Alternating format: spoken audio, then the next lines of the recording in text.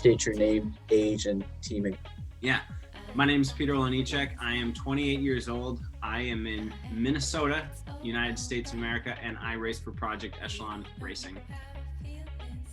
Awesome. And then what type of rider are you there? Yeah, most people would consider me an all-rounder, primarily because I have some pretty decent time trialing abilities, pretty decent sprint abilities, but also have the ability to make the breakaway, sprint from the breakaway, and be a pretty all-around versatile rider. Now my next question, Peter, is what is your first memory of virtual racing? What is that first race that you remember? I remember jumping in. It was one of the Crit City races on Zwift, like on a Wednesday night. It was probably 20 minutes long in length, and I just remember being blown away at how full gas it was. But when I finished, I was like, man, why am I doing intervals? I might as well just do this every night for a workout. That's pretty awesome. A little bit of a controversial question for people who like to race indoors, but what do you prefer, racing outside or racing inside? Great question. So I was actually just speaking with people about this week, but in terms of outside versus inside, so they're two different disciplines, right? Riding inside is definitely a certain skill set. You have to be super powerful, really high threshold, really high power abilities. Personally, I find that outside racing, so real life racing, does allow me to kind of race above my power abilities, whereas virtual racing requires a lot of power.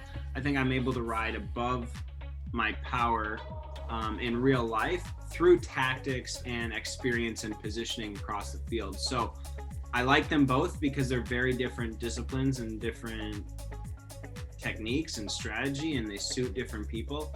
But real life racing is where I find the most fulfillment. Right, so you're a little bit more of a tactics rider than a down to just the numbers kind of guy.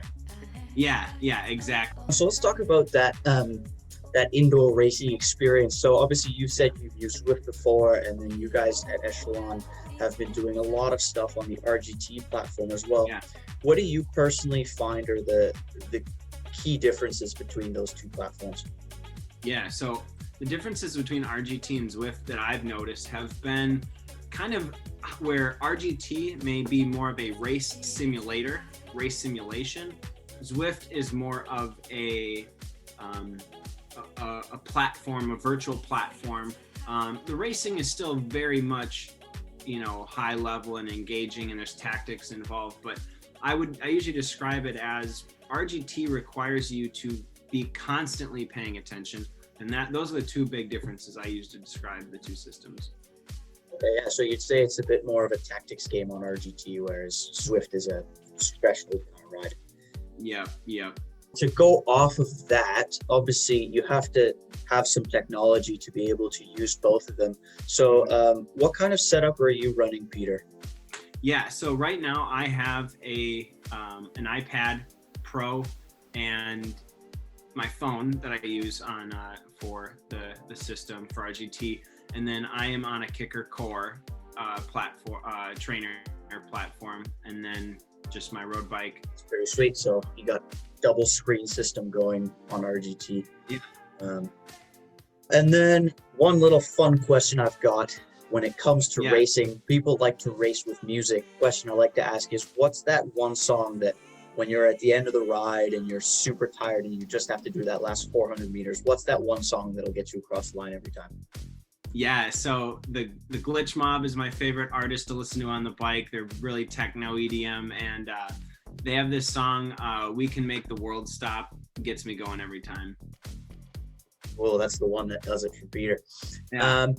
Now, let's move a little bit more towards the actual racing series that we're talking about here with Cycling BC. We're going to talk just rough goals. Do you have a personal goal that you'd like to achieve in the next series? Yeah, for me personally, I've been figuring out RGT more and more. Each week, I'm becoming more and more efficient on the platform, right? Everybody, when they jump in their first race, they're going too hard when they shouldn't be. They're going too easy when they shouldn't be. And so finding that rhythm, understanding the feel, and becoming more efficient. So for me, my goal is to ride more efficiently and stay in the lead group as long as I can, like most riders, right? But in terms of, I'm looking to make the podium. I've had a couple fourth place finishes, looking to make the podium in this final series. There we go. So you're looking for some top performances coming up. And obviously, when you're bike racing, those top performances don't just come for yourself. Cycling is one of those sports where it's usually a pretty big team effort. So you say you're looking for some stage wins. How do you guys usually structure your team when it comes to racing on a virtual platform? Yeah, great question. So a lot of times we're really trying to pay attention to who the course suits, right? Sometimes some of the criteriums with maybe a pitchy finish might suit someone like myself or my teammate Zach Nair. Other times we might be looking at maybe it's a longer ride, longer stage, more climbing, more sustained climbing, right? Then we'll talk about how someone like a teammate of mine who's really suited for that finish will set up, of course. So for someone like myself, if I'm not going to be there for the finish, how can we use my talents of maybe making it really, really hard at certain punchy sections of the course to set them up for the win? So usually we evaluate A, who's going to be the best for this course, and B, how can other team members' strengths and skill sets contribute to that rider's success? Oh, great answer. Yeah, that's a great insight into how you guys work there. Now, obviously, you said you might have a leader for every stage, but if it's a longer series, maybe 3 or 4 stages, and you have a GC target rider, apart from yourself, who is that person that the fans and people watching should be looking out for on the races? Yeah, so I would say my teammate Zach Nair, very accomplished virtual racer, very strong rider. Does an excellent job in almost every application he's thrown into. Awesome. Yeah, we'll be looking out for Zach and yourself as well out there on the courses, Peter. That is all the questions I have for you today. Thanks for chatting to me this afternoon.